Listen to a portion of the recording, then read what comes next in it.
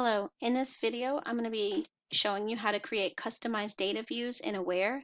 This is something that only principal level users can do, and it involves the editing button. You need to think about these three important parts of the editing button as you're going through and customizing data views. The tables, this houses all of the tests. The order of the tests that you put them in the table matters. It will, from top to bottom, will present left to right on your view, and I'll show you that in a second. You can include as many assessments as you like. When you get to the columns, you need to think about whatever default data fields for your originally chosen assessment, whatever they are the only ones that will appear if you are doing anything. If you're doing mixing different types of assessments like TEKS-based STAR tests and district benchmarks and non-TEKS-based like MAP and FNP student inventory, then you need to consider bringing over additional data fields. The other thing is you can filter results by any field and only show students or results that matches a certain criteria, but you can really only do that effectively for one assessment at a time, not multiple assessments. The other thing is the Summarize tab, and for that you can drag over any groups for which you want summary data, but you can also remove any particular groups that you're not interested in summary data for. Now, just a couple of tips and tricks. It's really important that you are first considering what you want to investigate. Think about your purpose as you're creating this unique data view. Are you trying to do, for example, one grade level worth of data in all subjects, all different test types? Are you trying to do one subject for a particular grade level only? Are you trying to look at data for this year's students only? Or in order to track maybe their progress over time and see how they're doing? Or maybe are you trying to get data from multiple years and track teacher progress over time? For this video, I'm going to be showing you two different types of data views you could do. For example, how to use that filter button and find students who didn't meet growth expectations on a MAP test, but you can use that idea to filter results for one assessment, for any type of assessment or any data field. The other thing I'm going to show you is how to create a data view that has maybe all assessment data for a particular grade level so that you can track their progress. So in order to filter down and find a particular group of students on one assessment, I'm going to, like anything, drill down to that assessment under Quick Views. If I'm doing MAP tests and you're looking for that, it's below all of the stars. And you can drill down to a particular grade level. And notice this one says spring. It's because I'm in the demo site, and so that's why there's a spring test versus we didn't actually take a spring map test in this district this year. So the next thing that I do once I've found any assessment is I venture into the edit button. So here are the three things I was telling you about: the tests, columns, and summarize tab. On the test tab, this is where I can list all of assessments. I'm only going to be doing one assessment this time, so I'm going to go over to the columns tab. These are the default data fields that come up with a MAP test. I'm not going to be particularly interested in the SAT or ACT college readiness for this particular view that I'm looking at, nor the date taken. And notice I'm just clicking and dragging it over, and I'm dropping it anywhere. It really doesn't matter where you drag it. It gets back into the exact right folder. So then I want to look at map data fields. There's this folder for it right here because that's the assessment it's one of the assessments I have on my test tab. When you open up the map folder, you will notice there are a large number of data fields. So one of my best tips is for any of these data fields, you can click right here to search, especially if you know a particular thing that you're looking for. For example, I want to look for anything that has growth in it, and it filters down any of the data fields that have growth. But that's still more than I really want to look at. So I know that growth is measured on MAP from term to term. So because this is a spring test, I can type in winter to spring, and then that's a more manageable list that I would rather look at. So I'm going to look for this one right here, winter to spring met projected growth, and I drag it over. Just as a little note, any field that has a number 42 next to it will be giving you numerical values, and any field that has a green and yellow AB will give you a word value that can be summarized. So the other thing that you got to do before you're finished is think about if you're going to be filtering. So since I said that I wanted to find only the students that did not meet projected growth, then if I hit update, that would give me all students that took this test, and I'm looking for the ones that didn't meet projected growth. So I'm going to click here. This can only be done on the columns tab. I can add a filter, and that brings up some different options. So I've got a drop down menu. I can find all values that equal something or don't equal something, right? So I want to be finding all of the values that equal no, because I want to find the kids that did not meet growth. The other option you noticed, to add another filter, was there's a no with an asterisk, and those are still students that did not meet growth. So I'm going to select it and then click anywhere else so that it kind of locks it in cement. And then I want you to also notice anytime you put two filters on here, the default is or. Okay, this is okay for my purposes because it'll find all these kids or all these kids and put them in a list together. If I chose an and, then they would have to meet both criteria, and that would give me nobody. So I'm going to click or. Sometimes that you might choose and is maybe you are filtering by a particular percentile range, or if you're looking at a STAR test, a particular percent score range. So then you could filter greater than this percent and less than this percent, and that would give you all the students that fell within that range.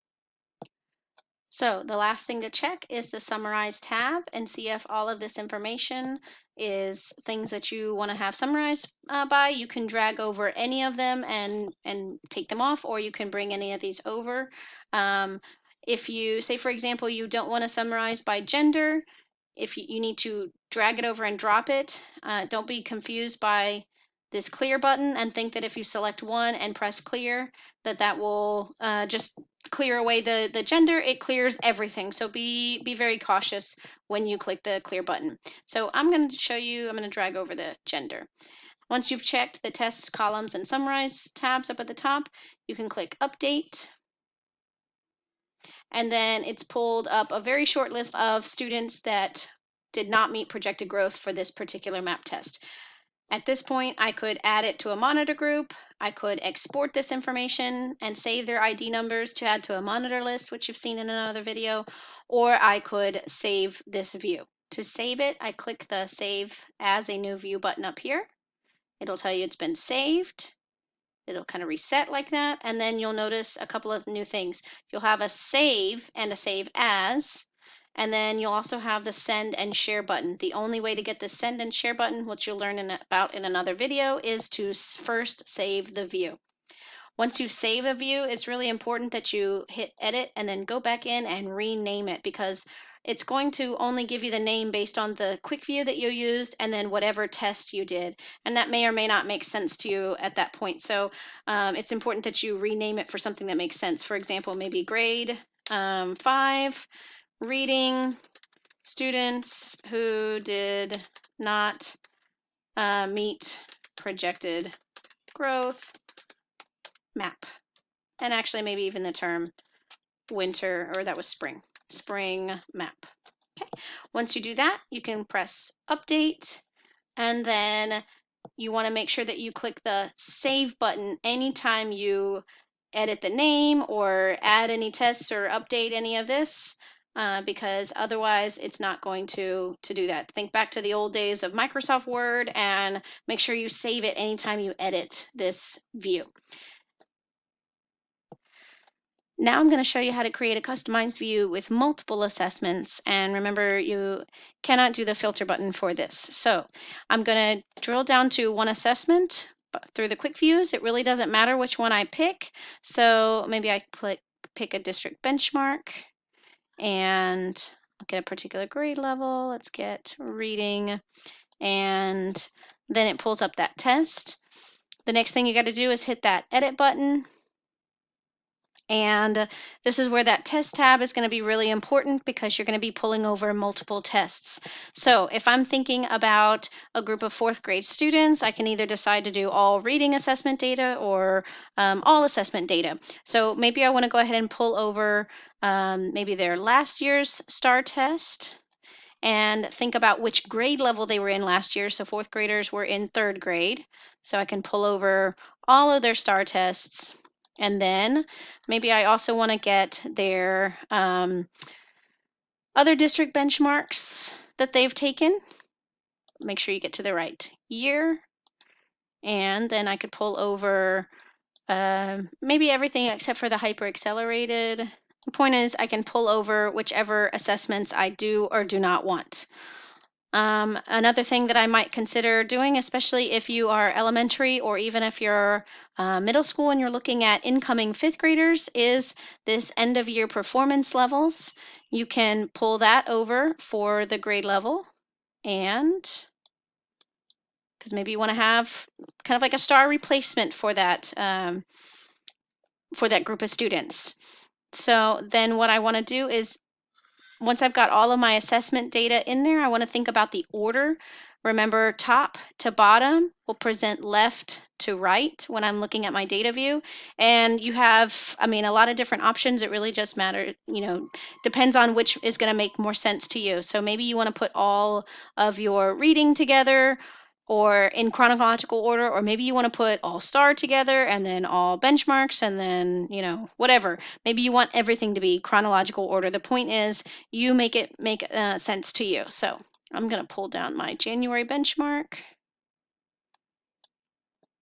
and bring up my October with reading. And remember, it's always easier to bring it down rather than bring it up. And then let me get math together. Just really look through this and decide what makes the most sense to you. When you go to the columns tab, think about what are the data fields that are going to make more sense to you.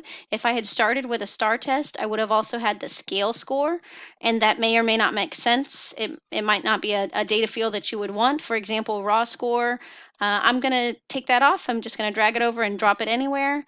And same thing, date taken, I'm going to drag that over and drop it over, because I'm going to have all of these data fields for a whole lot of different tests. And I want to think about, does this cover all of my tests? Since all of these are TEKS-based tests, these data fields are going to be just fine. And then looking at summarize, I may or may not want gender. I may want to just clear away all of them. If I do that, I could clear all of them out if I'm not interested in any of that. When I'm finished, click update. And then I've got all of the schools, because that's the default when you have principal level access. When I switch over to the student, then I'll get only the students that are rostered at the current campus. Sometimes when you see big gaps in the data like this, that can be your visual reminder that you did something wrong, and I know what I just did wrong. I forgot to think about the grade level, and I switched. So I'm going to go back to my test tab and bring over the actual end of year performance levels for fourth grade. So I'm going to go back in there and get fourth grade math and reading. Okay, so easy fix, just think about it after you hit that update button, and there you go. Now that's looking a whole lot better, a lot less gaps. The other thing to think about is clicking on where they are so that I only get the students that are rostered on my campus at this point. Same thing as before, you have some options. I would definitely suggest that you save it if you're going to be looking at it anytime in the future, or possibly sending it to anybody, and that'll be one of the next videos. And definitely make sure when you're making a view with multiple tests that you click that edit button and rename it. So maybe this is grade 4, all subjects, data card, and then I would also recommend putting in like a school year so that it makes sense in case you're going to use this again. Hit update, and then remember, anytime you make edits, click save.